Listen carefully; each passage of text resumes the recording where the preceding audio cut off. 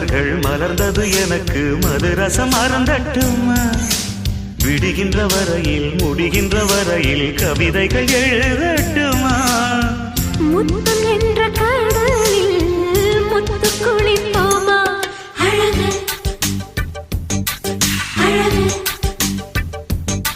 ஓ நீ நடந்தால் நடையழகு அழகு நெருங்கி வரும் இடையழகு அழகு வேலெறியும் விழியழகு